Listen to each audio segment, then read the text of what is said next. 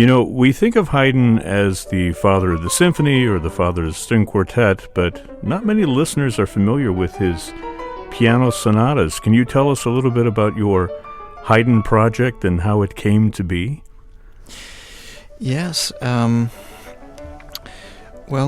few years ago, in one of my first UK tours, I played a recital that featured a Haydn sonata in the first half. And it was quite an remarkable venue with quite a bad piano, and maybe a few people came to the concert. I had a fight with a piano tuner, and it was quite a as I said, unremarkable experience. But the presenter, I suppose he felt embarrassed and maybe guilty, started talking to me about Haydn, and we discovered that we had mutual love for Haydn, and he said, well, would you like to play all of his sonatas in a festival that I run? And of course I said yes, thinking that it will never come about. But a year later I was playing the complete sonatas. And I didn't really know much about Haydn at that time. I was always I always loved the music as a kid. I remember reading them and listening to the symphonies and reading four-hands arrangements of the string quartets and so on. And I always loved it, and it gave me a lot of satisfaction to have this music, but I didn't really know the incredible range and diversity of this of his sonatas. They range his entire life. Really, they span about 45 years, and the early sonatinas that he wrote for his students mainly, they served as educational purposes. They are, if you compare them to the mature sonatas, they're sound as if they were written by a completely different composer. Just the diversity of the styles and the genres. You have the dramatic Sturm und Drang sonatas and the divertimento sonatas, more for entertainment, and the Damen sonatas written for ladies that usually are in two movements. Because piano at that time was considered to be a feminine instrument.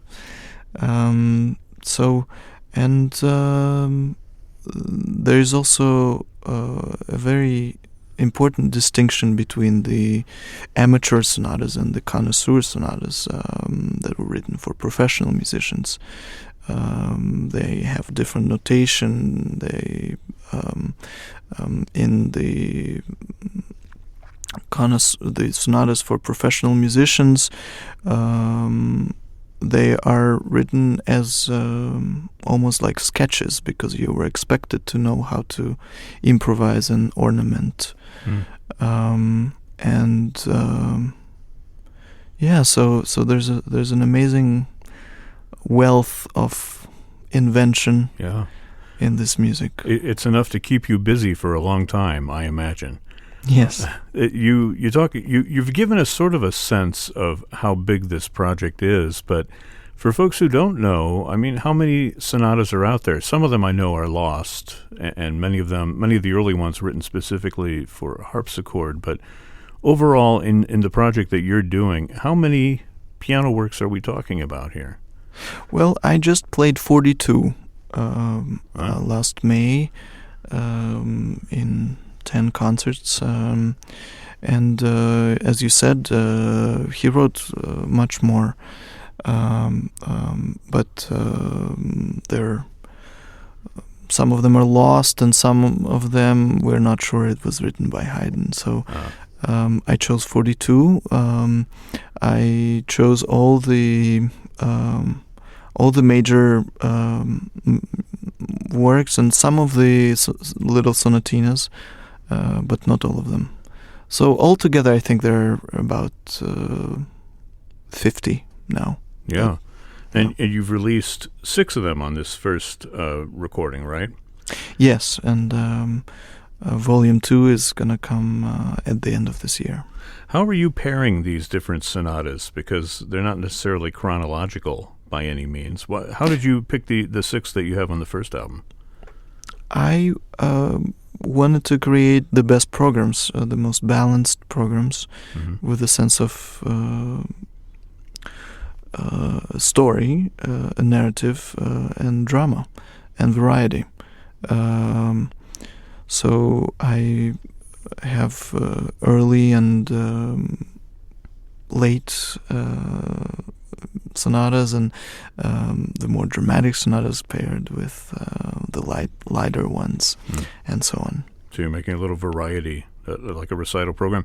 And speaking of recital programs, I mean, you've taken these into the concert hall, right, for live audiences?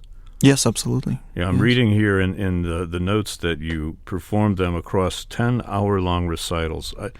I first misread that as 10 hours, but it's 10, and and that got me thinking, wow, that would be really a marathon project to do it that way. Tell us a little bit about yourself and your background for people who are not familiar with your work out here in the Toledo area. Maybe you can give us kind of a little mini bio of what you've been doing. Well, let's see. I was born in Uzbekistan to a musical family. Both of my parents are pianists, and we moved to Israel. I grew up in Israel. At age 17, I came to study at the Curtis Institute of Music in Philadelphia with wonderful teachers. I was lucky to have great teachers in my life. I started playing quite young. At age 10, I made my debut with the Israel Philharmonic with Zubin Mehta, and in 2008, I won the Rubinstein competition in Israel, and this kind of launched my career since then. Yeah, no, that's wonderful. You mentioned making your professional debut at age 10. That's also around the time when you started painting, right? When you started doing art? Yes. Yeah, tell us a little bit about your, this career also of not only painting, but composing. You have other artistic interests. Yes, I've always been painting. I never went to school to study painting, but I was obsessed with artists, and as a kid, I loved the smell of paint, and it was a wonderful complementary feeling that physicality of painting and sculpture that you can touch to music, which is so transient, and I really loved that balance. Yeah. And I've always loved to compose. As a kid, I loved to improvise. Every every musical child improvises, but I continued to do so. Yeah. And I understand you play your compositions as well, right? You take them with Yes. you on tour. Yes, I do. Yeah, it's nice that you're a composer-performer because you can make sure that they get out there in front of audiences. Yes, I mean it didn't used to be unusual until Right. the 20th century that performers and composers were one, but somehow became separate. I don't know why. Well, I'm going to guess, looking at the album cover, that's art by you, right? The portraits of Yes. Haydn on the cover. Yeah. Yes, and there are drawings inside the booklet as well that are mine. Give us a sense of what you have learned about Haydn. I mean, he's been your companion for some time, immersing yourself in all these piano sonatas, away from the symphonies and away from the string quartets. It's really the most intimate form that you can find of music making. How has your view of Haydn, changed or been shaped, or what do you think of him now after this experience? Well, it's like discovering a person. The more time you spend with a person, you discover complexities, and things are different layers of the person, and just the breadth of his genius. There are all this different genres that I wasn't aware before, and each sonata sort of explores different ideas. I don't think anyone really had an arsenal of ideas like Haydn. It's quite amazing. He's like a magician. Yeah. So it's really fun to, and it's a luxury to spend so much time with one composer. It's really a luxury. In a video with you, you mentioned that Haydn is the guy that you could have a beer with. What kind of beer would that be? I'm curious. Hefeweizen. Of course. Wonderful. Pianist Roman Rabinovich and Music of Haydn, the Piano Sonatas. The first volume is out now. We look forward to future volumes in the series. Roman, thanks so much for joining us here on FM 91. Thank you.